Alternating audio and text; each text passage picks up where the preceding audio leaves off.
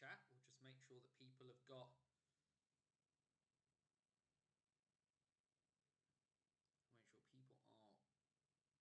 alive and well.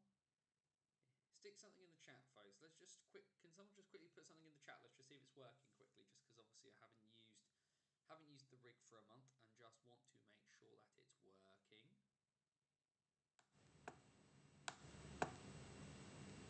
Interesting. Ooh. How about now?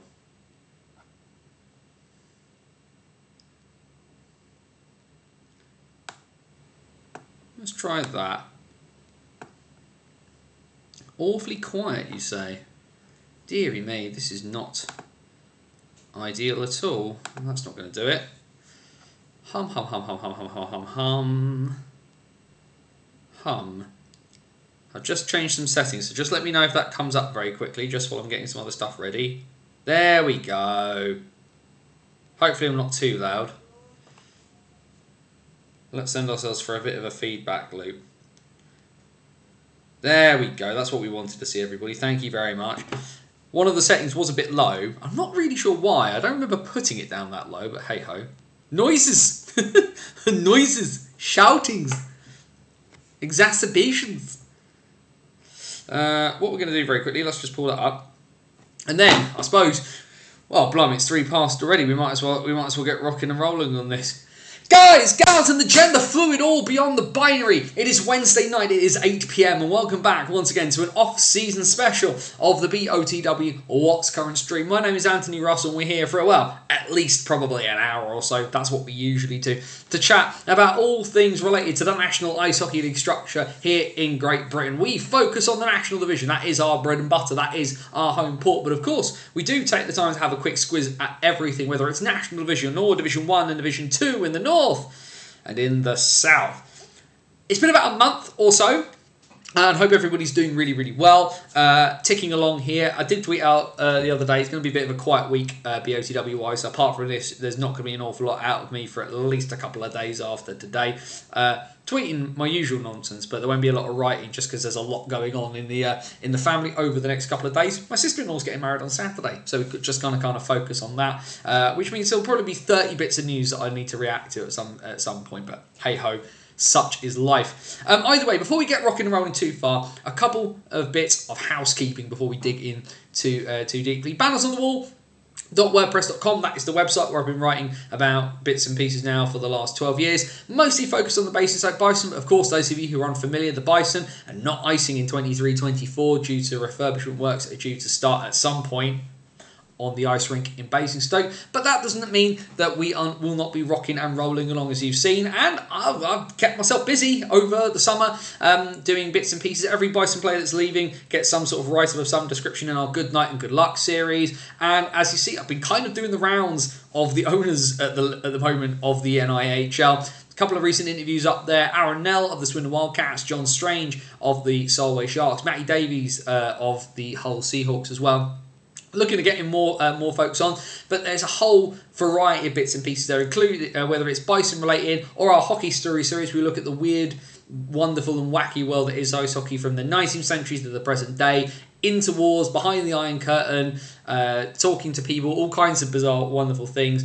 Our tabletop game that you can download for free, Dice Hockey, is there. The back catalogue of the old BOTW podcast, that's all over at bannersonthewall.wordpress.com. The other thing, of course, and I've got to remember the trick. There we go. Over there somewhere, is the chat. If you're chatting, if you want to, and you're watching us live, by all means, stick things in the chat. There's obviously a few people I can see that are currently writing things in already, which is awesome. And do questions, comments, anything you want to chuck in, please do. It's always appreciated. Really, really enjoy making these streams quite interactive, so it's not so much of a monologue. However, if you are putting something in the chat, please do remember the golden rule here at BOTW, and that is DVAD. Don't be a dick. Be respectful of other people's thoughts and feelings as we go, and we're all going to have a good time. Awesome, brilliant. Before we get rocking and rolling too hard, we are due the announcement of the inductees for 2023 into the Hockey Hall of Fame as we're here chatting this evening.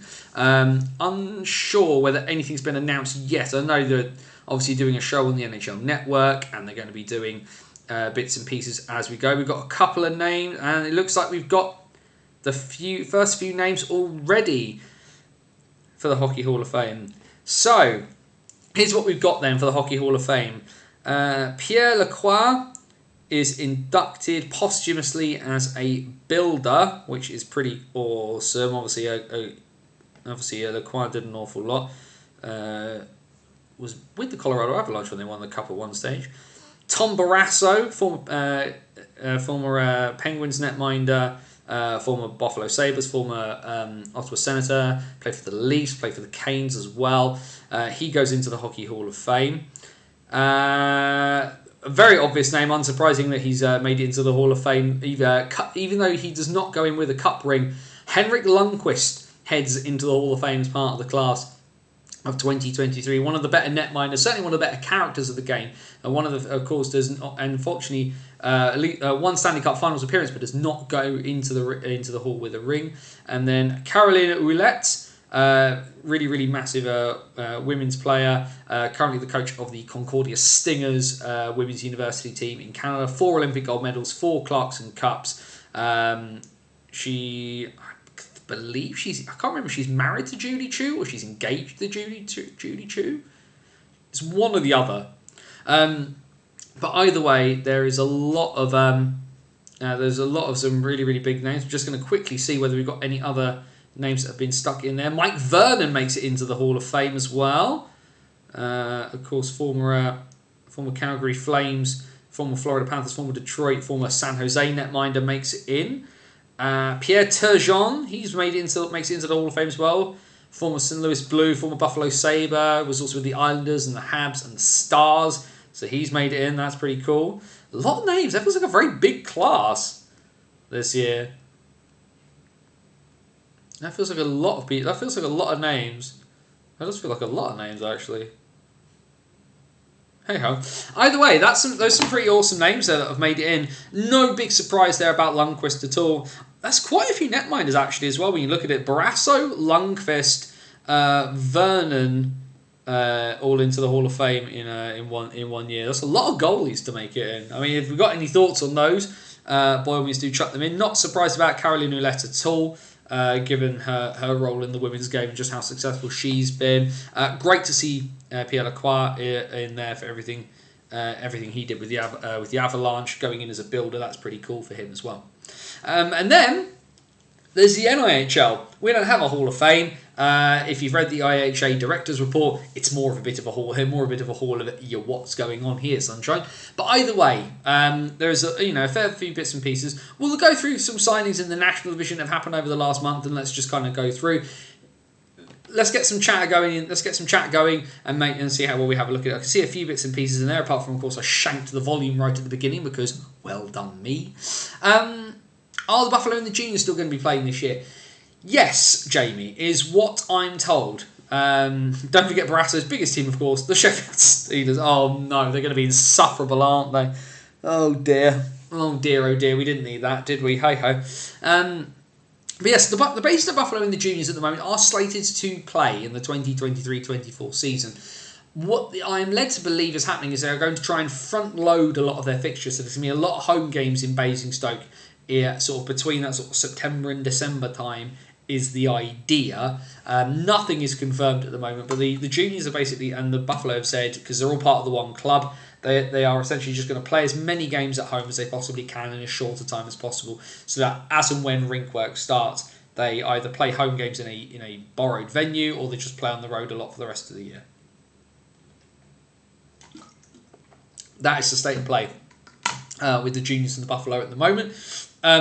Obviously, sort of waiting for more concrete plans. The change of council in Basingstoke has not so much put a spanner in the works per se, as just kind of shifted the goalposts a little bit. For those people unfamiliar, of course, there's been a lot of talk about Basingstoke and Dean Borough Council and their role in the issues that have happened surrounding the rink in Basingstoke. Well, one thing the elections chucked up was that Basingstoke Council, which had been controlled by the Conservatives for the better part of 17 years, fell into no overall control, so no one party could command a majority. So instead in Basingstoke, the Independents, the Labour group and the Lib Dem group all banded together and said, we'll actually be adults and try to work together, and booted out the Tories from being in control, which has meant that a few things are having quite a close eye on them. The name of the Lib Dem member on the council who's got the sort of the sports portfolio is their name is escaping me right now, but one person I know who's been very, very vocal about a few bits and pieces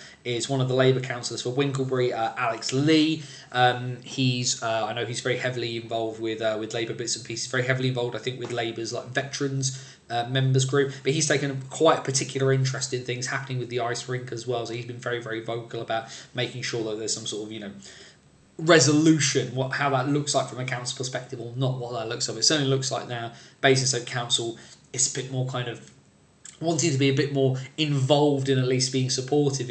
What that looks like, we of course don't know, but there's a few things that kind of need to be rectified there before we go forward. But yeah, essentially at the moment, the Bison are stepping aside, the Buffalo and the Juniors are due to play, and what that looks like we really don't know.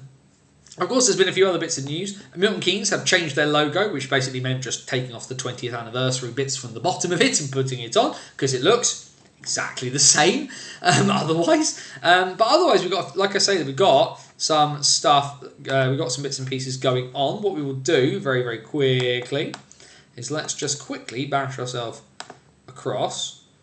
Now, is this going to come across, or do we need to press a button? No, it came across. Yay! Technology works. We use it, and of course, using our friends at NHL Rosters, nhlrosters.co.uk. Of course, Joe Scutt at nhlstats.wordpress.com. Joe has all the fantastic stats that he has back for last year, and also as well, just touching on Joe and what Joe does at NHL Stats. One, if you're not following him on various social medias, please do. Secondly, I know Joe is still looking for people to help out with writing reviews for some of the teams for the NHL Stats sort of yearbook, ebook that Joe is producing. He's wanting to do this sort of big stats compendium that's going to cover the Elite League, all the divisions of the NIHL. I can't remember, Joe, if you're putting the women's leagues in there as well. I believe you probably are. But I know Joe is still looking for some help for people to write some year reviews about some of the teams.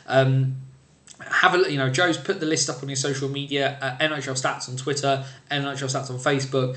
If you have a look and there's anything that you think you might be able to help him with, drop Joe a line, get involved. Particularly, I know some of you Elite League fans, I know, who are lurking. There's got to be at least one Belfast fan who wants to write a couple of 100 words about the fact you won a Grand Slam, and actually won a Grand Slam. Hi, Nottingham. But that's all that stuff there. But one thing, of course, that Joe doesn't do, that our friends at NHL Rosters do, we get a nice big long list of everybody that's in and out at both teams. And of course, Basingstoke, because they're alphabetically first, are at the top. And well, that's just depressing. Just depressing. Everybody out. But of course, since we chatted, of course, a few other players have kind of moved around from Basingstoke. I'm just trying to remember, double check off the top of my head when we last did this one. But yes, Liam Morris, Edgar Landsberg's of course left to join the Bees. Zach Milton joins George Norcliffe over in Romford. Very, very big fan of that move, particularly. And you think as well for the Raiders that's over, that's a massive amount. It's like 150 points worth of British scoring last year that Sean Easton's added into his lineup. I think the one thing at times, and I think Raiders suffered from it, and I think Bristol suffered from it a little bit as well, is at times they kind of really lacked a game breaker. Now, are Milton and Norcliffe necessarily those players? I don't know, but both managed to score a fair bit. So it is what it is on that one. I'd be quite excited to be a Raiders fan this year, and well, I'm going to go to Romford at some point, I suppose, and check out that. We of course saw the retirement of Carl Graham. Carl's retirement is a bit of a strange one, because if you he wrote his little thing that he did on his Facebook that went out, which he very kindly asked me to just kind of check over for him, and I did.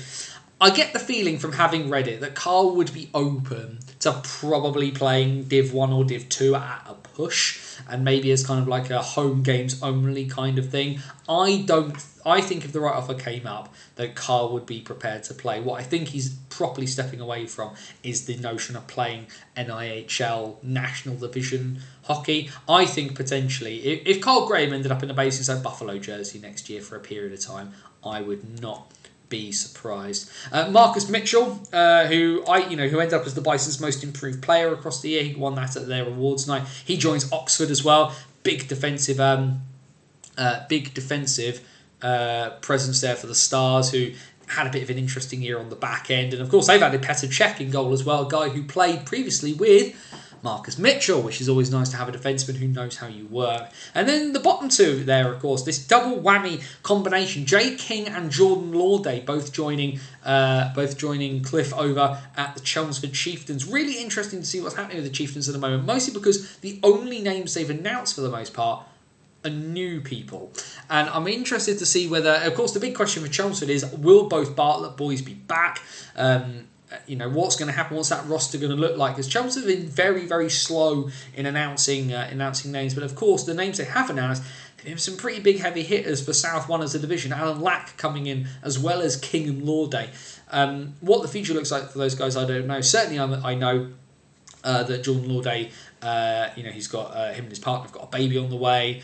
He's got a business, of course, that deals with bits and pieces. And after what was quite a tough year for everybody in Basingstoke, guys taking a stab at South 1 is not, I don't think, an unreasonable thing for a year, just to kind of see how you feel about things to then push back on.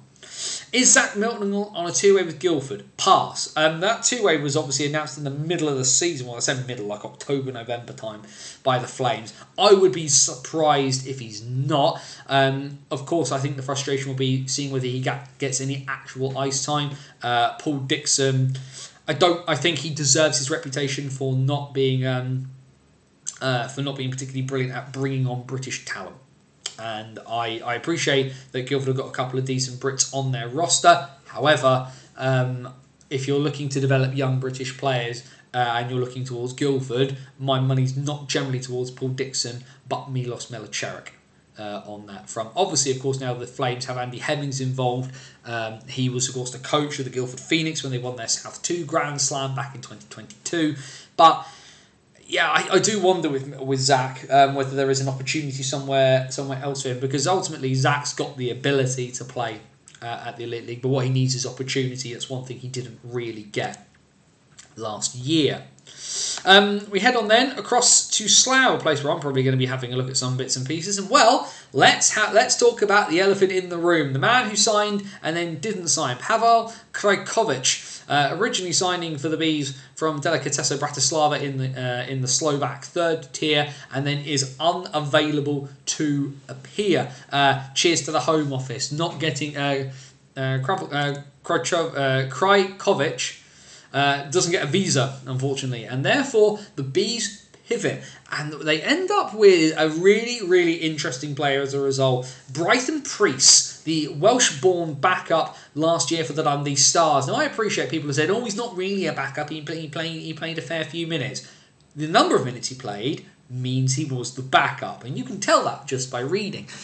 Obviously, as well, this is a situation that Adam Goss was in. Adam Goss had been sat on the bench in the Elite League for a couple of years, came to the Bees, and Gossy gave a decent accounting of himself. But I don't necessarily think it worked brilliantly, and I think there were times where maybe they could have used, without him being a tiny bit, putting in some slightly better performances.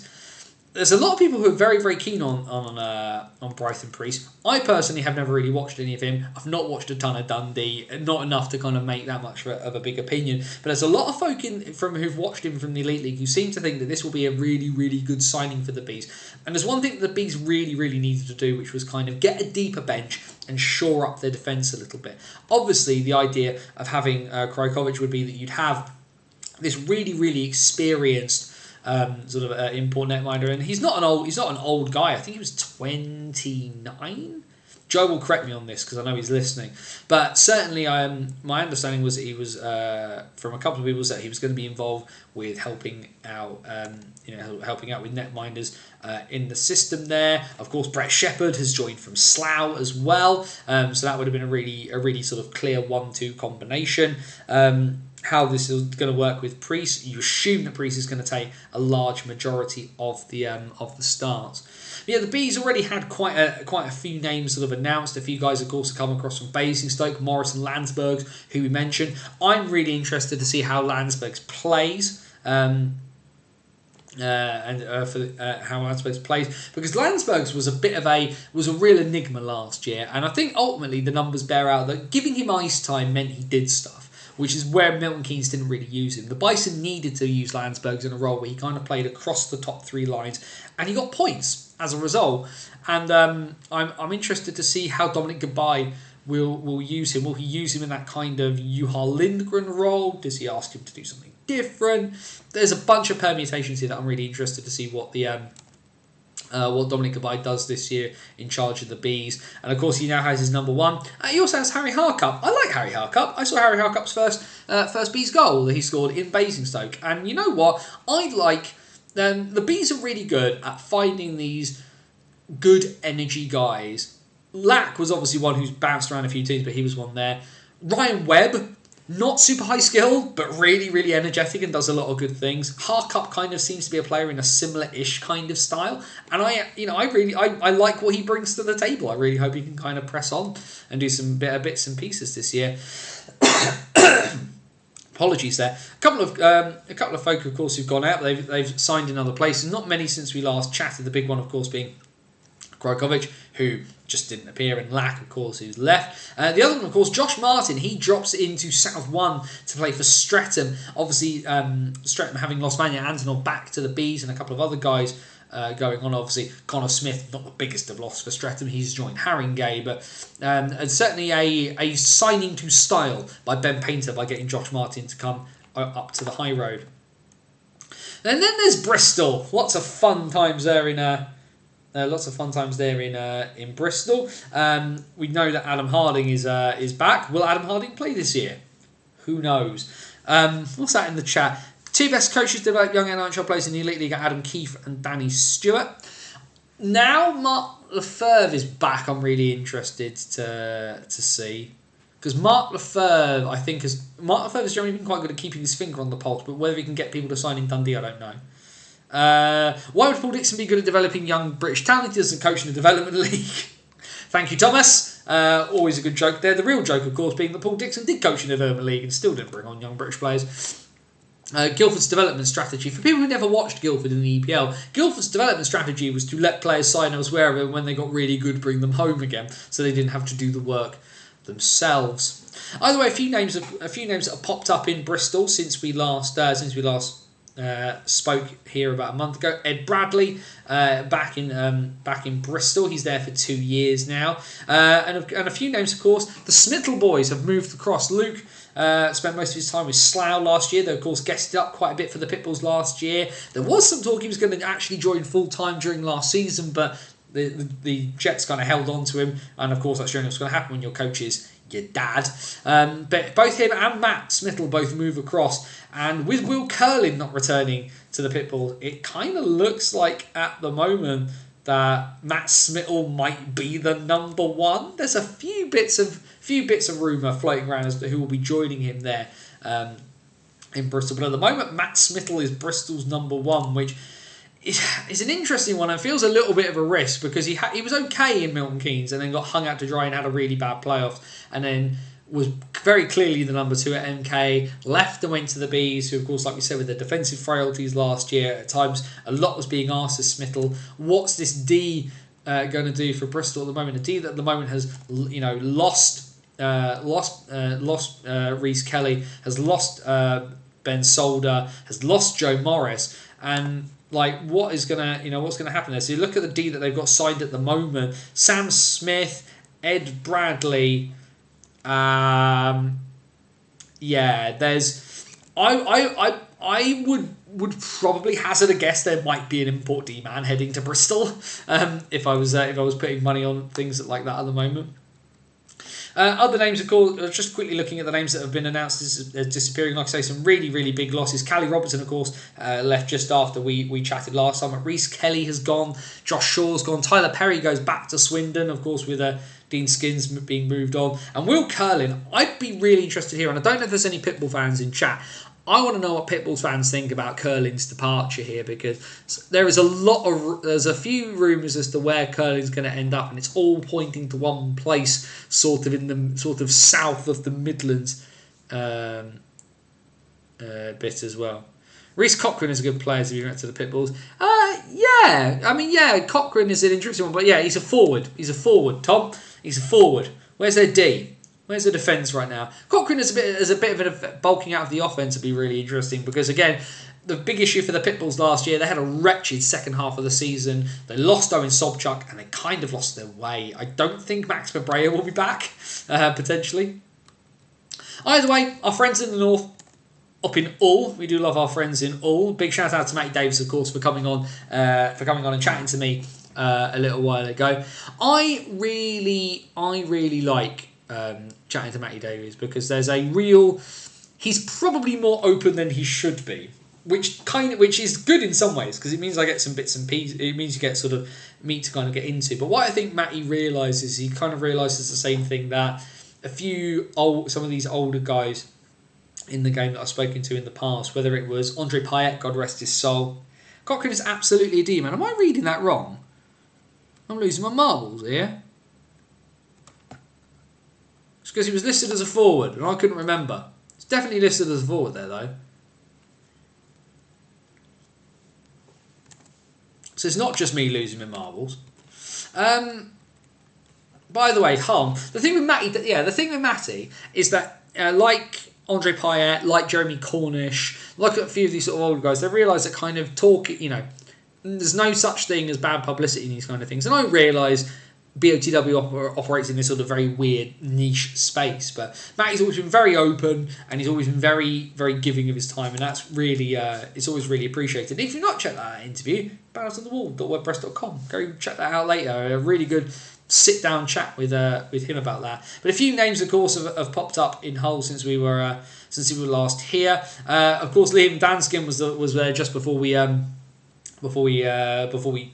chatted last time, and of course, going to be an interesting one in hindsight as to what happens with Liam Danskin this year. But Chris Wilcox back as on D and as assistant coach. Emil Svek, maybe he'll actually make the start of the season this year. We won't have to mention them mention Hull in Parliament again like happened before. But some other good names there as well. Jordan Fisher back, Lee Pollitt back. Big fan of Pollitt. Does a little bit of everything, which is the sort of player that you kind of need from your Brit Dev. And Alex Kent comes in on a two-way deal, with Hull Jets stepping up into North 1 to kind of fill the gap left by Solway. This is a perfect situation for Ken. Matty said it to me on occasions, and I think really, if he's honest with himself as well, jumping from Div 2 to the National last year was a really big step for Alex Ken, and maybe he wasn't quite 100% ready. What he needs to develop is minutes in key situations. The ability to play between both sides in Hull is going to be massive. And of course, when you think that there's another Hull side now coming into 2 North in the form of the Kingston Sharks, there is a real solid line for Hull youngsters to kind of work their way up, and also as well for those guys coming out of those other teams, whether it be Bradford, whether it be some of those guys in that sort of northern region, whether it be sort of Blackburn, whether it's guys from Whitley who want to come down. There's ways to kind of work your way into a Hull system where you can push yourselves towards the Seahawks in the National Division, should you want to. In terms of other bits and pieces that have gone out, Bobby Strictly, of course, has moved across to Blackburn. Andre Themar just announced as not coming back. Matty really honest about that as well. That just him and Emil together just doesn't quite work, and and that's fair enough. And Kel Beattie, Kel Beattie has gone where Kel Beattie was always going to go, which was straight up north on that one. The champs, the Leeds Knights. Obviously touched on a bit of the Knights. Certainly some of their background operations with Aaron Nell, which was fascinating here. But a few, not tons and tons of names out of the Knights since we last talked. Jordan Griffin, Ollie Endicott, Bailey Perry, and Lewis Baldwin are all in for next year. No new names for the Knights since we last chatted, and not really much in the way out either. Archie Hazeldine, of course, has moved on to the Coventry Blaze. Adam Barnes joining Blackburn along with Tate Shudra. That's a big bit of business there for Blackburn. And after last year, I don't blame Adam Barnes at all for just wanting a bit of a quieter season after everything that happened to him in his personal life. So, fair play to him on that front. The MK Lightning and their nice shiny new logo that looks exactly the same as the old logo with slightly different writing on it. A few bits and pieces there since last time. I think Ben Brown had been announced the last time we chatted. Of course, he's joined from his sort of two-way he was on up in Dundee. A couple of returnees: Rio Grinnell Park, Lewis Christie, Ed Nagg's now back. Sam Russell joins. He's now on a two-way between the Lightning and the Thunder, which I believe is to kind of help him with his fitness a little bit and just get him sort of back up to speed. But the other news that's come there is the return to the National Division, well, at least the second tier, of Tom's Rutkiss. Rather than going back to Swindon, which is where you'd normally put your money on Tom's Rutkiss signing, he leaves the Dundee Stars to join the MK Lightning. Now, I saw some bits and pieces floating around that people think that Rutkiss is a third line guy. I don't think you should be using Tom Rutkiss in your third line in the elite in the NIHL National Division unless you're planning on running 3 scoring lines. Why would you? You'd assume, given their financial resource, that the Lightning are going to have quite a deep bench. For me, if I'm Rutkiss, I'm not dropping down to play third line minutes in Milton Keynes. I'd expect Rutkiss to be in the top 6 for this, to be perfectly honest. A few obvious departures. Of course, we had the confirmation. Jack Hopkins, of course, has joined Archie Hazeldine at Coventry. Sean Norris full time to the Elite League in the Belfast Giants, as we all thoroughly expected, given the end to his campaign. Sam Talbot will not be returning. He's not been announced anywhere as of yet, although there are strong rumours he too might end up in Coventry. And then there was the slightly surprising bit of news. Of course, he appeared in the 3rd and 4th place playoff game at the playoff weekend in Nottingham, but Zane McKenzie leaves the Lightning and is now on a 2-way deal between the Nottingham Panthers and the Telford Tigers, which for me, fair play to Zane. He's been very, very prepared to move himself around. He, of course, left the Lightning a little while back, joined the Bees just to get some extra ice time, went back to the Lightning and got that sort of improved ice time and has sort of pushed himself on, and he's now in a full 2-way contract where he's going to get Elite League training on the regular. He's obviously going to get big minutes for Tommy Watkins in Telford. He's going to get used by the Panthers here and there as well. Really, fair play to the young man for taking the opportunity with both hands there. And Peterborough, everybody's friends, who of course probably fired the biggest shot across the bow, because as you can see from the list, it's mostly re-signing after re-signing after re-signing. Austin Mitchell-King, Will Weld, Jasper Forster, Leo Markey, Joe Gretton, all back. And then, well, it's sort of a re-signing, kind of, sort of, but it's a very, very big shot across the bow of the National Division. The return home of Luke Ferrara. Congratulations to Luke and his partner, of course. They're due a little baby before too long. But he, after what was only, to be fair, a wretched year in the Elite League, in a bad Nottingham side that had a really terrible year. But Luke Ferrara has a shift of focus and is back in a Peterborough Phantom shirt. It was weird enough there not being any Ferraras around. Now there's just the one still playing, and he's back as a Peterborough Phantom. This is a huge signing. If Luke can find a way to rebound from what was a very, very tough year, then this could be gangbusters, because form is temporary, class is forever, and jokes about Peterborough aside, that is a big, big move. That is a really, really big move. And if Luke is able to get back some of the Luke Ferrara from his days in Coventry, to play this season, teams better watch out. Teams really, really better watch out, because he proved himself, with the right support, to be a very, very potent British goal scorer at elite league level. And you think as well now, some of that goal scoring threat, if you've got Ferrara, Mitchell King, Spears is in there as well, and then you've got that sort of secondary support from guys like Susters. I mean, Weldon's has scored tons, but obviously Hunt and Foster have been able to put the puck in the back of the net as well. The trick, of course, for Peterborough is the same trick it's always been with the league title when it comes to Peterborough, and that's just getting over the line, staying healthy, and just winning the games when they need to win the games, because they've come close and just lose at the wrong moment, and come close and just lose at the wrong moment. Fair play to the defending cup champions, but the one thing Peterborough have not won for a long time is a league title, and they came really, really close in 2018 and bottled it, and they came quite close last year, and as the season went on, they got too hurt and they bottled it. And is Luke Ferrara the player to push them over the top? No departures though announced from Peterborough since we last spoke back in May. The Raiders though, they've been busy. It feels like a fair amount of the roster has almost been announced, but of course a chunk of that includes the addition of a couple of juniors, Joe Tomlin and Brindley Capps, who will be on two-way deals between the newly renamed Romford Buccaneers in South 1 and the Raiders. I hear good things about both of these guys from folk in Romford. Not guys I've seen with my own eyes, but should be really interesting to see them come on. A few other names, of course, we talked about Zach Milton being back. Owen Dell is on a two-way deal with Invicta. I would venture that doesn't last very long. Jake Sylvester back, Jacob Ransom back, Brad Windibank back, which was a little bit of a surprise. I thought Windibank might try his luck in South 1 this year, as did a few other people. Other returnees, of course, Ashley Jackson, Sean Barry, Barislav Novak is there as well. Adam Leishram signs on full-time, is my understanding. No lending him to MK for a weekend, and his sort of guest appearances last year. Apparently at an end, Leishram will step in full-time for the Raiders for next year. London-based, able to kind of fill a gap that Romford have always kind of struggled a little bit to fill, which is that sort of playmaking, two-way forward.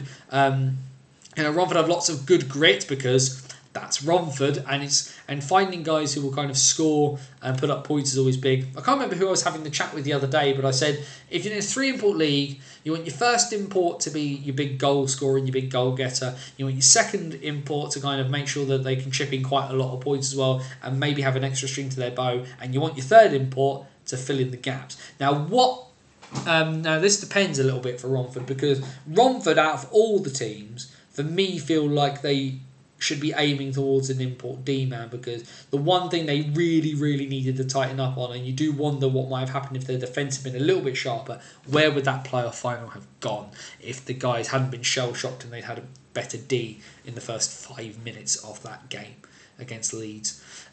So yeah, that'll be an interesting one, whether Leishram is kind of relied on for points, and to bring up a name from Bison team's past, does he become a Joe Rand?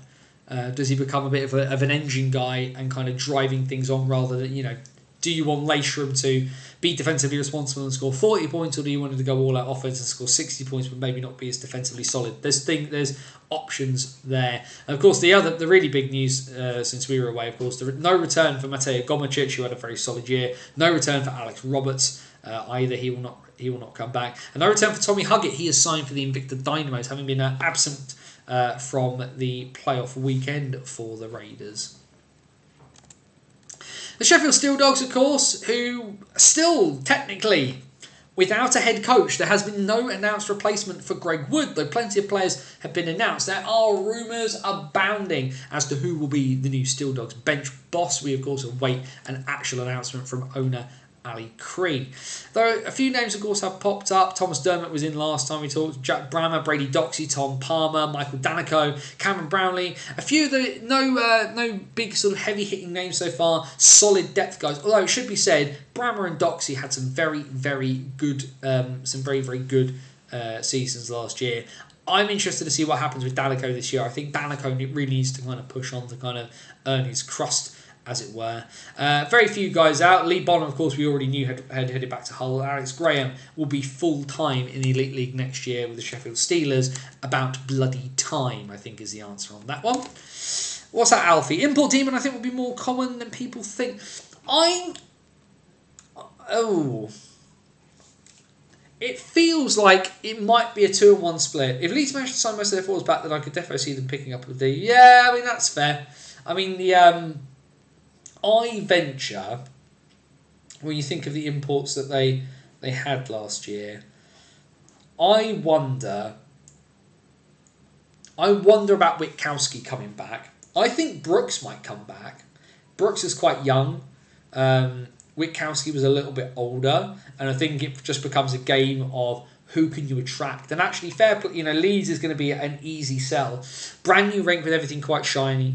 Really, really solid team. Young, hard working. If you're wanting to sign a guy, and you're wanting to sell him on the project in Leeds right now, it's quite an easy sell. Do they need Witkowski to remain successful? Ryan Aldrich has already said they're going 2 forwards, 1D. Well, fair play on that one. And I suppose it makes sense, really. I mean, why not? And you get I don't think if you're Leeds, do you get an older, more experienced guy in the kind of Sami Zajac age range, or do you try and find a guy 27, 28, 29 who's got a bit more of his legs left in him to kind of do stuff there? There's a few options for Ryan. I don't think that import D, if they're bringing him in, is going to be a guy who's a similar age to some of their other defenders.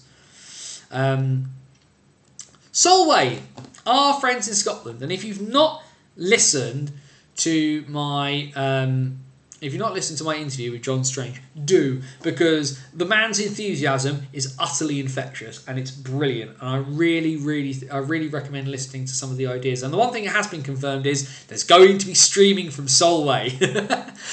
No questions as to whether we're getting streaming from Solway. John confirms it in the interview I did with him. Games will be streamed from Solway for next year. Otherwise, it's a lot of guys kind of coming in, guys kind of signing back on for the challenge, as it were, because most of these guys played for them last year. I know it says Ross Connolly signed from Hull, but Ross had already signed from Hull last year and was there for the most part. Otherwise, it's lots of names that will be very, very familiar to folk in and around Dumfries. Kieran Hare, Kel Beattie, Lewis Young, Stuart Kerr, Liam Stenton signing was pretty big. That was pretty awesome as well.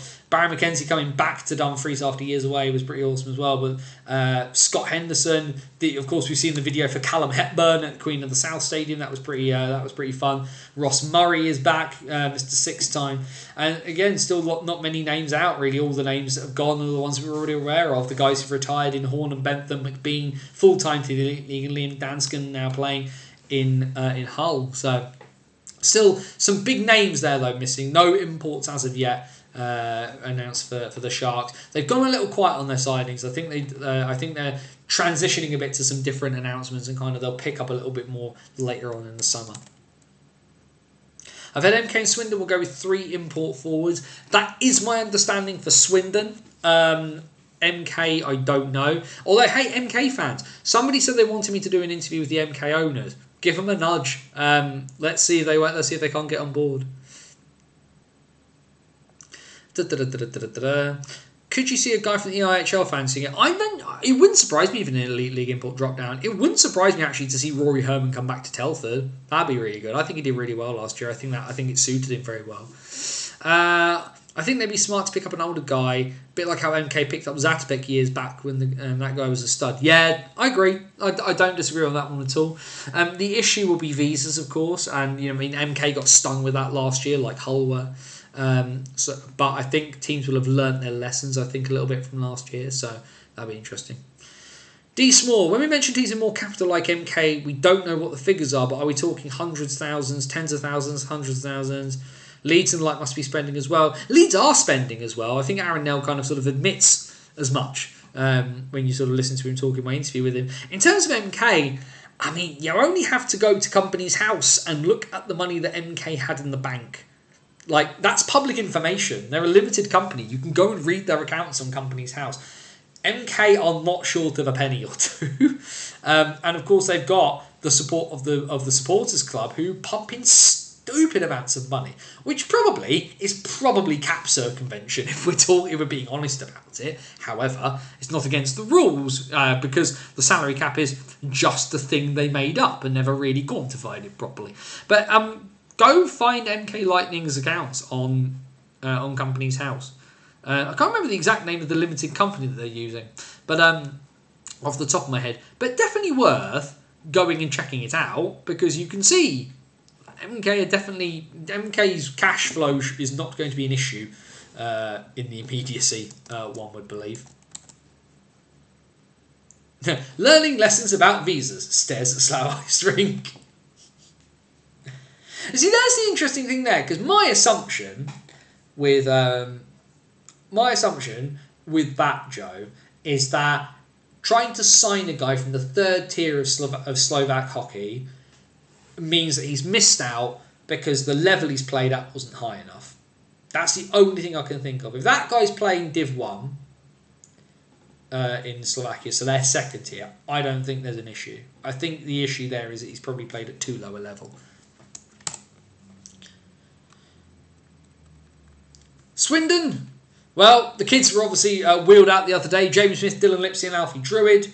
Druid are all on their deals for this year. Aaron, of course, like I say, go watch my Aaron L interview. It's really awesome. Aaron doesn't do many of them, and I got him to sit down for an hour, and he talked really openly and really honestly about a few bits and pieces, and he even answered the question for me as to why Edgar Bebris was on D, which was really fun.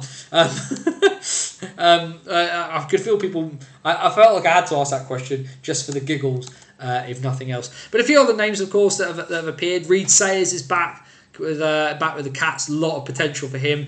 Josh Shaw and Tyler Perry come back to the Wildcats, having been with the Bristol Pitbulls last year. Sam Godfrey's back for another year around. The big signings, of course, of Reece Kelly to join Glenn Billing. Sam Bullas is back for another year, because where else would Sam Bullas go? And then, of course, the sad announcement that Stevie Whitfield will have one final ride, and we wonder whether it will be a Neil Lydiard style final ride, or whether he actually will retire. But Stevie Whitfield has announced that his intention is 23-24 is his final year of playing. So we wish him all the best with that. Otherwise, in terms of not returnees, all we know is that Dean Skins is not going to be a Wildcat next year. I'm really interested to see where Dean Skins goes. Does he hold out and wait for a space to open like he has done in the past? I personally think Alex Murray's been lighting that man's phone on fire. I believe that had to be the case has also affected the third import that was signed, despite the fact that he previously played in the UK. Well, the Home Office and nobody's friends. I was confused to why the Bees announced the netminder signing if things weren't 100% nailed on. Not a good look for them. So this is a tough one, because you sign a guy and he signs the contract to come. And you go through all the paperwork under the premise that you'll be able to get them in. Because ultimately, the issue being is that, as we've seen with the visa situation post-Brexit, what happened with Hull, what happened with MK last year, it's all a bit up in the air how long these things kind of take. And the one thing that clubs have to do is they have to do a bit of marketing. And one of the big ways that you're going to market your club is by announcing the players. And the Bees saying, we've got this well-travelled netminder, he's played at some really good levels, admittedly not super high ones, but he'd done well and he had good numbers in solid leagues that were comparable to the national division. And that is less a case of, I think, the Bees making a mistake in announcing him and announcing a signing they thought that the signing was confirmed. He had agreed to come and he'd signed his contract to come. And all these things, of course, with any import will be subject to visa conditions. It's like whenever somebody signs in the Premier League and it always says subject to international clearance. Well, it's not over the line, but they're announcing it. So that's kind of in a similar sort of vein in that sense when it comes to the Bees. And then, last but by no means least, Telford, who've signed virtually nobody, but have been a bit busier than they have been in years past. They're sort of like the billing of the national division. A lot of the guys obviously back since the last time we were here. Tom Watkins, Barry Holyhead, Carl Creamer are back on the bench. And then it's a bunch of names, a lot of them, that we generally know. Brad Days, Scott McKenzie, Finley Howells, Danny Rose, and Sam Watkins are all returnees. And then the two new additions, really. Harry Ferguson leaves the clan, which you can't blame anybody after last year, and with the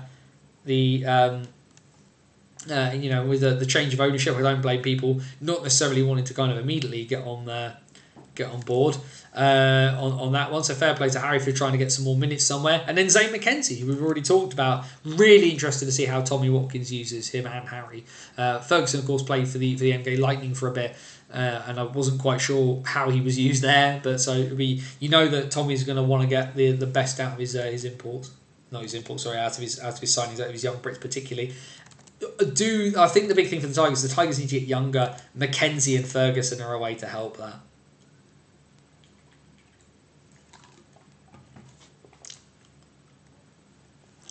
But that's the national. That's the national done. Of course, some signings and bits and pieces that, of course, have sort of scuttled around in the last little while. We will, like I say, we will just very, very quickly, because there's not tons of bits and pieces. But the one, like I say, the one that's obviously one team that's definitely been a couple of teams have been busy.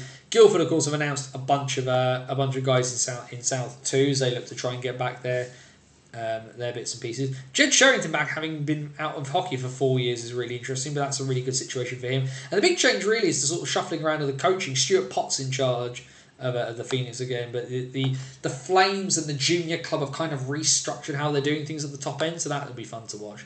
And then Haringey, of course, they've announced a few guys. Another signing announced today, John Beldicos, who's come up from their under-18s. He joins Connor Smith, who was kind of on the fringes at Streatham, and he's done he's now sort of stepping into what you assume will be a bigger role for Haringey.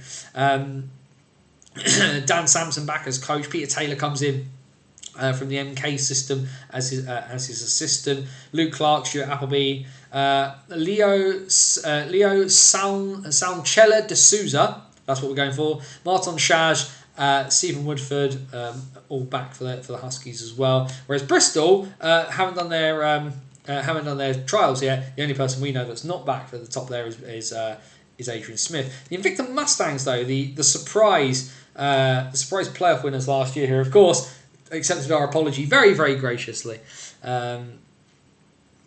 All things considered, the only thing we know is that James Laming and Regan O'Neill have joined the Invicta Dynamos in South 1. So fair play to them for that. But yeah, the really big things in the divisions below is the shuffling around of teams, if nothing else, because of course Solway joining the National Division left a gap, and the answer apparently in the north is Hull. So the gap in North 1 left by the Solway Sharks has been filled by the Hull Jets, last year's league champions, previous year's cup and playoff winners, who of course have had this fantastic back and forth battle with the Telford Tigers, second team there over the last couple of years in North 2. They've moved up into North 1. That'll be a really fascinating thing, and it really throws things, throws a real sort of element of uncertainty into the North 1 mix. You feel that Whitley and Billingham are still going to be there or thereabouts. Blackburn, though, are now looking really, really strong. We had no word out of the Nottingham Lions at all, and there's still reportedly things going on in the background there regarding the Lions and some of the stuff that happened in terms of their punishment they got from the end of last year. Nothing, we don't know anything about that at all, which is crazy. Nothing's really kind of been announced, but from the Lions in terms of any player signings or anything. You venture they'll be quite late. They normally don't announce a lot of guys during the summer, but you've got the Jets who sort of step up, and you venture a lot of guys were going to step up en masse from the Div 2 side for the challenge of North 1, and then their gap in North 2 is filled by another Hull team in the form of the Kingston Sharks, who we've already mentioned. It felt a bit strange for the Sharks to agree to play in North 2 and then say, by the way, we're looking for a coach and a manager. Why are you not stepping up with your coach and your manager already in place? That feels like a bad idea, in my personal opinion. All things considered. But and then in the south, well, we know the MK Thunder are staying put. They've obviously entered into this new development agreement with the MK Lightning. What that means, we don't really know. We've seen a lot of these things kind of start and then fall off, and then start and fall off. So obviously Sam Russell is going to be, is going to find a way to kind of do bits and pieces there. But yeah, the proof is in the pudding with a lot of these things. Of course, just into South 1, of course, the biggest name, of course, in terms of movement is in Oxford. Oxford are starting to put together a relatively interesting looking roster, and they've got they've got Petr Cech. Petr Cech joins from the Chelmsford Chieftains, of course. That net money situation now with no announcement on Luca Santry, who I believe, my understanding with Luca is he's doing his A-levels, and so university is going to play a massive part in where Luca ends up playing next year, although there are some rumours as to where he might end up. Cech has gone and Lauday is in. What is going to, the net money situation is going to be very interesting for Chelmsford. A team that needed to adjust its defence. They gave up way too many shots last year. And I'm sure Joe can probably tell me, because I think it was in the region of 47 or 49 shots a game on average they averaged against. That's too many. And whilst they've signed Jordan Lauday, who is a netminder who I think is better when he is busy, and go read about that at bannersonthewall at wordpress.com, but that's way too many. No team should be averaging 50 shots against. The Isle of Wight didn't normally, there were games where the Isle of Wight would have 8 shots. That was the Isle of Wight, and that rink was tiny. But Chico wasn't facing that level's worth of shots at Gosport at times. That's mental. I do love as well, and shout out to NHL rosters for this, for putting Xandla Wardlow as out to the Central Coast Rhinos, despite the fact that the seasons don't really overlap. And if you've watched any of the Central Coast Rhinos this year in the AIHL, they're not making the finals weekend. Wardlaw, of course, is one of 4 Wardlaws. He has 3 brothers, all of whom and him on that Central Coast Rhinos roster this year. Lots of fun there. That should that'll keep people entertained. And then Romford, the Romford Buccaneers. What have we got in Romford? Obviously, a few familiar names there. Shout out Ellie Wakeling, of course. He's going to play another year of senior men's hockey. That's going to be fun. The Jets. It's all re-signees. I'm interested to see what they do, of course, from a net minding perspective, because they've brought back Brett Massey. I'm not sure who's going to back up Brett Massey. I assume they'll have a junior in the wings. 43.46 per game. That's way too many, isn't it? It's way too many. Disco still the ultimate wind-up merchant, as he did the Clues Sam Russell signing last week. Is he returning? I don't know. Genuinely don't know. Disco has said he'll sit down and do an interview with me. Now, having been in the position that he is in, i.e. new father, perpetual exhaustion, I will take Disco up on that offer, but I am going to give him a couple of weeks. Don't forget Xander has his cousin that's Wardlow. Xander is Wardlaw rather than Wardlow, unfortunately there, Mr. Scuts. Spelt differently. Although if they really are cousins, that would be hilarious, but I don't think they are. But yes, shout out AEW. If you don't watch AEW, as being a wrestling fan, big fan, really enjoy it. Jets backup likely to be one of the under 18s, either Josh Fernandez or Rory McGibbon. Oh, okay, fair enough. Shout out Rory as well. Fantastic name. Really enjoy that name. But yeah, we're heading towards the hour mark. Questions, comments, anything anybody wants to throw out. Let's just kind of bit of an open forum. So let's throw some discussion topics in the chat, and let's just have a bit of a natter for a while. We don't need to do tons. We're the only show in town tonight, as far as I'm aware. Although I'm aware that the Israeli League is playing right now. Let's just double check actually, because there was a game going on whilst we've been talking, and that was the hockey on the thing tonight. I think Brandy Caps is Ellie Wakeling's brother at Buccaneers. Oh, fair play. So what have we got at the moment? So the first game has ended in Israel. Let's just have a quick squeeze back. What's the final score in this game? Final score, Jerusalem have beaten Hazara by 6-1 in the first game, and then we've got what's coming up in a minute. So the next game faces off at 10 past between Haifa and Netanya in the Israeli Elite League, if you fancy anything really different to watch this evening in terms of your hockey. Which locations will we be looking for your fix for coming new season? So, my initial thing for this year is to kind of see where the Bison players end up and make sure I go there. So, Slough, Romford, Chelmsford are the initial big ones. if I venture at least one Bison player is going to end up in Swindon at some point. So I'd definitely be going to Swindon anyway, because I've got a lot of friends in Swindon anyhow. So that'll be a thing that will definitely happen at least, a couple of times. So here's the thing, D Small. I live in Southampton, and basically I just have the agreement with my wife that Saturdays is my hockey night, and I don't really go too much on Sundays if I can avoid it, and I don't try and do lots and lots of big trips away. However, given the situation, I will be in Solway for at least one weekend. I'm looking at Belfast because I can fly to Belfast from Southampton. I'm considering Billingham. I'm considering Hull at the moment because I've not been to Hull for a while. Can everyone stage a coup on live streaming until we get a game centre? I mean, that's been doing my nutting. Bison come back for 24-25 and 2 new teams want to come up. Which teams' locations would you add? I think at a 12-team league, I struggle to think who could comfortably come up. Alfie is my issue there, particularly in the south. Because here's the thing, everybody will say, Streatham should be in the National Division. Well, Streatham don't want to be in the National Division, and running a club in London is a very expensive venture. Streatham is not run on huge amounts of money.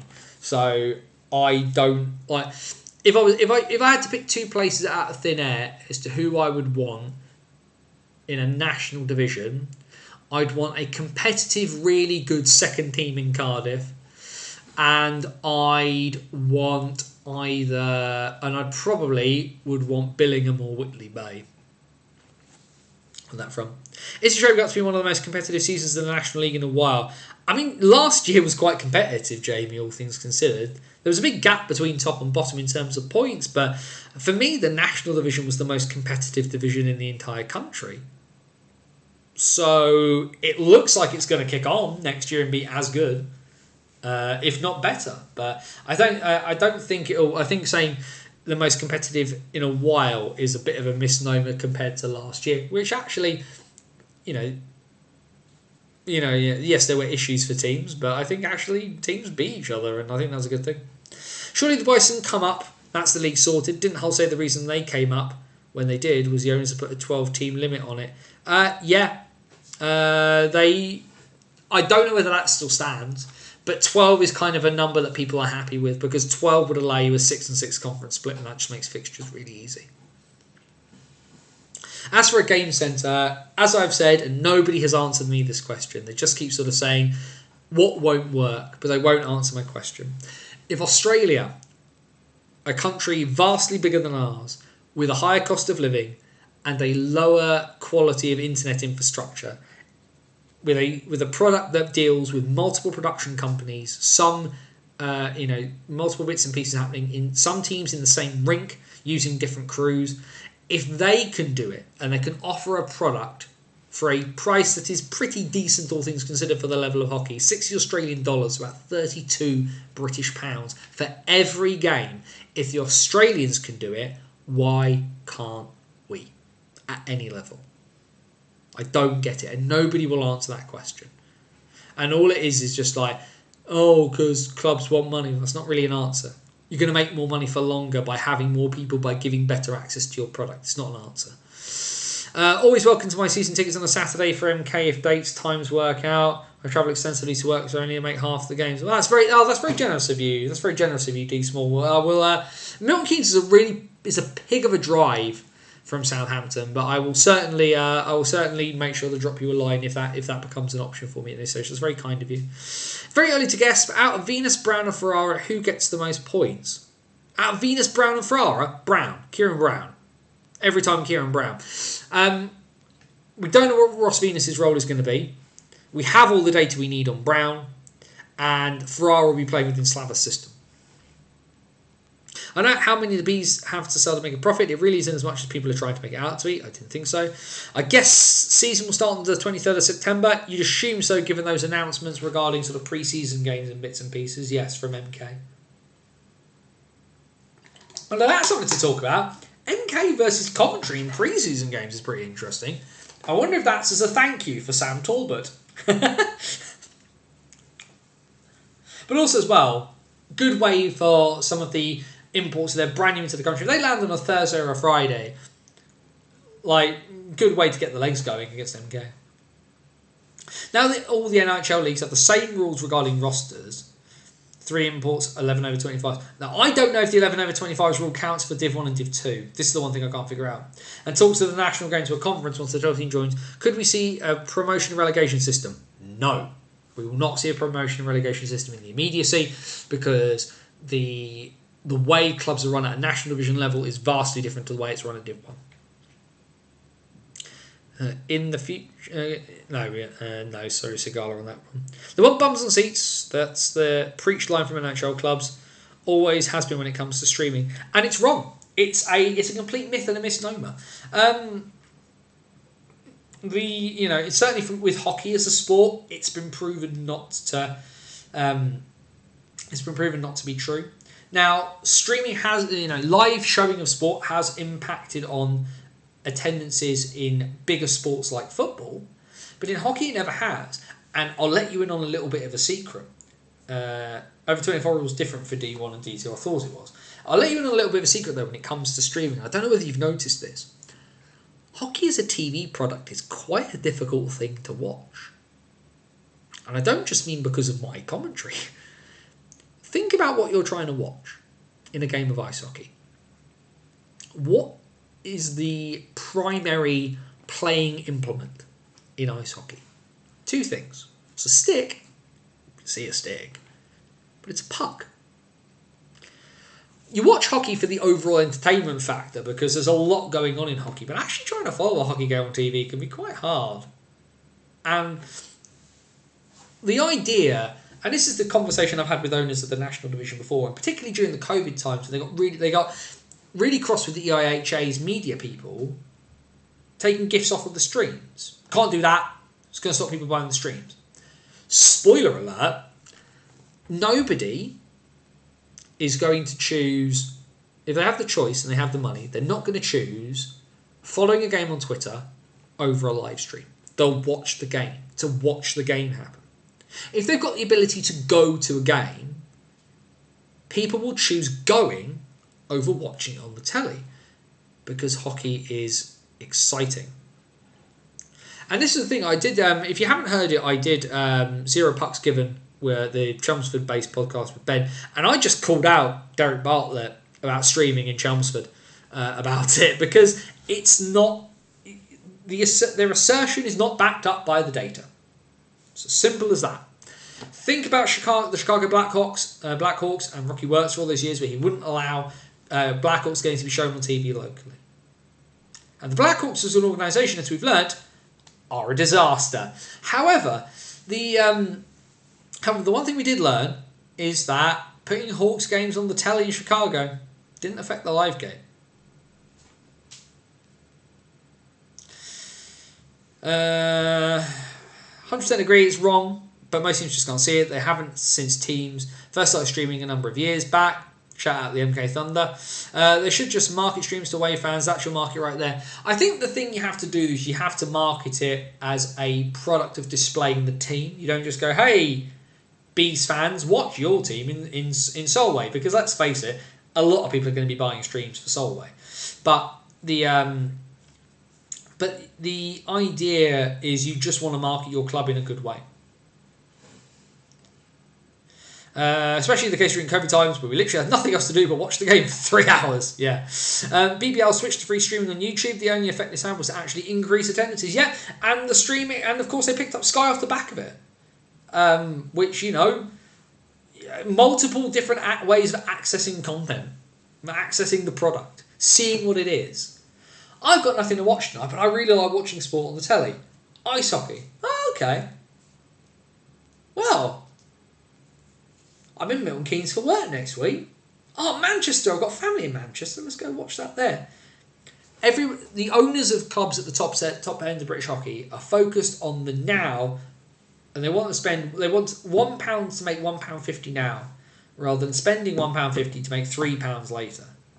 It blows my mind. Viaplay pulling out the Elite League, and what's going on in 5 is Elite League slowly dying.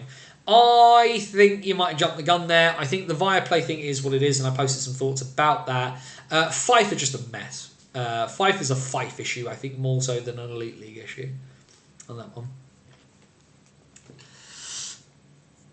Anyway, 10 past 9, so we've been going for just over an hour. Botched the sound at the beginning, but we appear to be all right now. What we will do is 10 past 9, so we'll say last call. So last chance everybody to go chuck in your questions and your comments and stuff like that, and we'll head out here before too long. Viaplay pulling out is a bad look for the league, but also it may not be entirely their fault. The recent news about Viaplay hasn't been very rosy. I hadn't personally heard that, though. Of course, Viaplay is an interjection into the space from a company that has quite good standing in Scandinavia. Viaplay have the you do a lot of the bits and pieces for sports and streaming like that. I want to be chucking Viaplay into into Google very quickly. Let's just see if there's any news. Whose teams do you think are playing the long game? In the National Division, teams playing the long game. Romford. I think Hull and Bristol have to by definition. I think those are the ones playing the longest game. I think at the moment.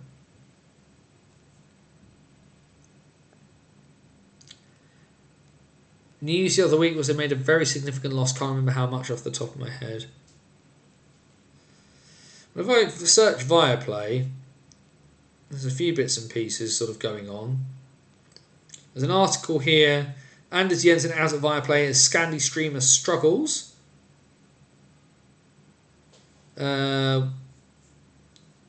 Which is mostly just down to a drop in advertising sales and losses and bits and pieces like that. So this is from March, where the CEO resigned, posted second quarter results that show the company booked an operating loss of between $23.1 and $27.7 million on expected sales of between 4.5 billion and 4.6 billion Swedish kronor, which is about 420 million US dollars. So Viaplay as a whole thing appears to be just this might be it, Tom. Actually looking there, there's an article here from a broadcasting news website called RXTV. Streaming service that launched in the UK last year faces tough financial situation. Viaplay rapidly expanded internationally last year, bought out Premier Sports.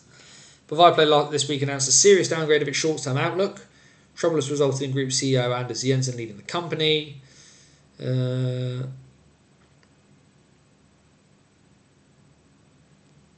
Issues back home. Operational financial targets until 2025 have been withdrawn. No new sports rights acquired on top of the ones it inherited from Premier Sports. Yeah,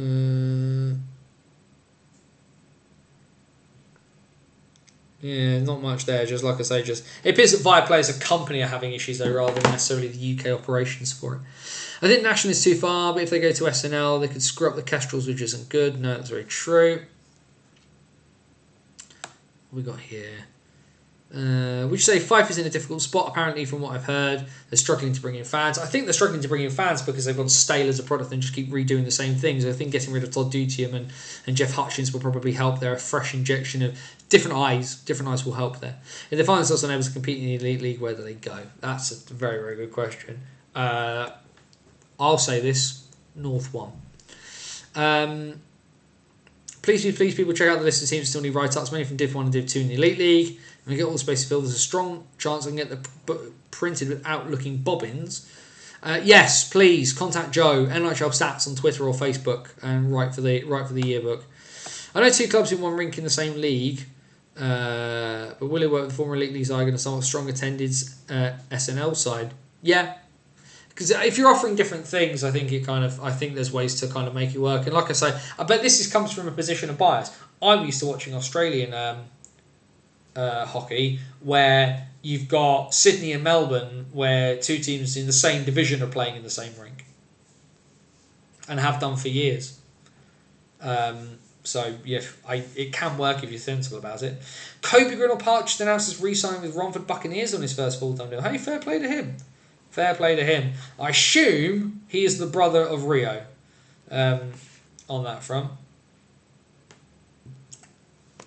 I assume he's the brother of Rio Grinnell Park. That would hopefully make some amount of sense, and I'm not just that much of an idiot.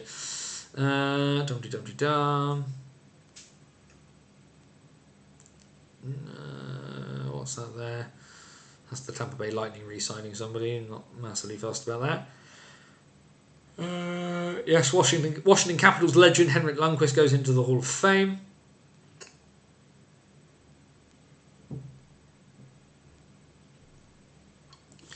Just checking a few other bits and pieces. Any other news from anywhere else? Not really there. That's more Sam Russell. Gregor McLaughlin back for the Invicta Dynamos, I see, so that's fair play on that one for him. Oh, he had surgery. I didn't realise he'd had sorry. McAllen, there we go. Nothing else kind of really immediately leaping out at me. The one thing we will say, shout outs to friend of the show, friend of the stuff, personal friend Faye Andrews, general manager of the women's section now. So doing more of the operationally bits and pieces, and the sort of director person in the IHA board overseeing bits and pieces is doing more strategic stuff. So Faye just gets to kind of run the thing, which is what Faye's really, really good at. And of course, she moaned about the photo they used. Any NHL players that haven't been announced yet that should get an Elite League slot? Sam Talbot. Sam Talbot is probably going to the Elite League. He should do. Just trying to think of anybody who's not really been announced. He should do. Ben Solder's not been announced, but my understanding is he's staying in the National. It'd be nice to see if he'd pushed on. I don't think so at the moment, but this is what happens. The Elite League have shut the door, really, on guys getting those kind of chances in the immediacy. We might see a few names pop up on two-ways during the season, but apart from Talbot, no. Right, last call. Definitely last call. Last little bits and pieces, I think, from people, and then we're going to rock out of here as we've been going for quite some time. So, what we will do is we will be streaming at some point in July. Exactly what date in July, I'm not 100% certain. It looks like most likely, looking at it, I will probably stream on Wednesday the 19th. That's sort of that third week, kind of where we are again now. I think that works quite well. Also, I'm not streaming on the 26th because that's my birthday, and I love you lot, but I'm not streaming on my birthday. I'm having a day off from everything, work included, on that one. So that should be a lot of fun. But yeah, I think after that and a lot of those sorts of chatty bits and pieces, I think we will call it there. Bannersonthewall.wordpress.com, your number one source for, I'm just going to say, your number one source for all your in-depth content relating to the National Ice Hockey League, as well as a past that is steeped in the Basingstoke Bison, but is now opening its doors to the entire damn world. Whether it's game write-ups, we of course will have our Good Night and Good Luck series running through the departure of all the players from the Basingstoke Bison as they head to pastures new for 23-24. But we have a back catalogue of a bajillion pieces, including our Hockey Story series, long-form, in-depth pieces where you can read about the weird, wonderful and wacky world of hockey from the 19th century to the present day, into the war, behind the Iron Curtain, and much, much more. New piece coming. I did ask for some help, and if anybody's got some they could give me, if anybody speaks French fluently, they'd be really appreciated. I had an idea. I just need some help to make it work because I just kind of want to introduce myself in a really good way to this person that I found. But also on the website, the back catalogue of the old BOTW podcast, as well as Dice Hockey, our free to download tabletop ice hockey game. Free. It is free to download. All I ask is that if you play the game and you enjoy it, that you think about donating some money to Parkinson's UK. My dad has Parkinson's. Parkinson's sucks. So it'd be really, really awesome if we can get some money towards researching to find a cure for it. But there is 12 years worth of stuff, including our most recent sort of series I've done of interviews with owners and operators around the NIHL National Division. Hull, Solway and Swindon, their owners have already stepped up and taken part. And about an hour a piece that you can watch on the YouTube channel. Lots of fun to do, and I'm thinking about the next one to do already. So that should be a lot of fun, but tons of stuff there at bannersonthewall.wordpress.com. Facebook.com/bannersonthewall. If you like getting your news to your Facebook feed, that's the place to go. Hit the like button. Every piece that goes on the website, as well as announcements about the streams, come out there as well. Twitter @bannersOTW. That's the place where I'm probably the most active, and we'll probably sort of do a bit of a running commentary on everything that happens. Here, of course, we're on YouTube. You're watching us live on YouTube right now. The BOTW What's Current stream. We operate Wednesday nights through the NIHL season, 8 p.m. every week as much as humanly possible. We occasionally change the time and occasionally change the day, but Wednesdays at 8 is our usual time slot. We will go through all 5 divisions of the NIHL structure. And of course, the big things for YouTube, please go down below, subscribe, hit the notification bell, and that means as soon as we go live you get notified and you can come and join the action here on Wednesday nights to talk about all things across the NIHL. And now, of course, if you like what you see and you want to donate a little bit to keep the lights on and keep the wheels rolling along here at BOTW, you can buy me a coffee, as it were. The link is below in the description of the YouTube video, buymeacoffee.com/BOTW. Banners on the Wall will always remain free. What I'm asking for, especially for a year where I'm going to be doing a lot of travelling, it's just a contribution to try and do some different things, do more things, do some odd things as well. But also, you know, like I say, just to kind of keep up with sort of expensive bits and pieces. People have been really generous to start with as well. And actually, like, I use Google Workspace for a lot of stuff that I do. And I've already got my Google Workspace costs kind of covered. And like money, you know, it is what it is, and I know times are tough. I'm not saying you have to pay, but if you like what you get and you want to contribute, feel free to contribute. It will be greatly received. And the other thing, of course, through Buy Me a Coffee is I do accept commissions. And I said the other day, if you're a hockey club, I'm a free agent now for a year. I have a portfolio of work that you can look at. Over a decade's worth of match night updating, writing both short and long form pieces. Maybe you're a fan and you just think, Anthony, I'd really like you to write about this topic. Here's some stuff. And you will say, and you want to commission a piece, buymeacoffee.com/BOTW, click on commissions, drop me a line. Let's see what we can do. Well, there we go. Another month done. We'll be back in July for a July off-season special. Well, maybe it might be a bit quieter. Maybe we won't go for an hour and 20 minutes, but we'll definitely have some fun. I won't lie. I'm still getting used to the fact that my team's not here. And it's weird. And I keep holding on to the fact that hopefully everything's going to be all right. And the stuff that I do, the rest of this that kind of goes alongside supporting my team, is how I'm going to make my way in this sport. I've carved out a really weird place for myself. I've said this a lot, and I don't really know how I've done it, but I've done it, and I'm here, and I want to keep going. And if this is my lot for the season, to be the nomad, to give people a different and in-depth, an analytical look, a slightly sideways look at how things are, to keep poking the IHA, to ask the questions that people maybe don't want to ask out loud, then that will be me. I've worked too long and too hard for Banners on the Wall just to stop just because the Bison aren't here anymore, as much as it hurts my heart for them not to be.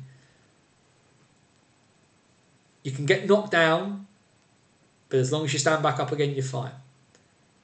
I've taken my gut punch. And let's keep going. And if you want me to help you out along the way, if you're a team and you think I could be of some assistance, you know where to find me. I ain't going anywhere.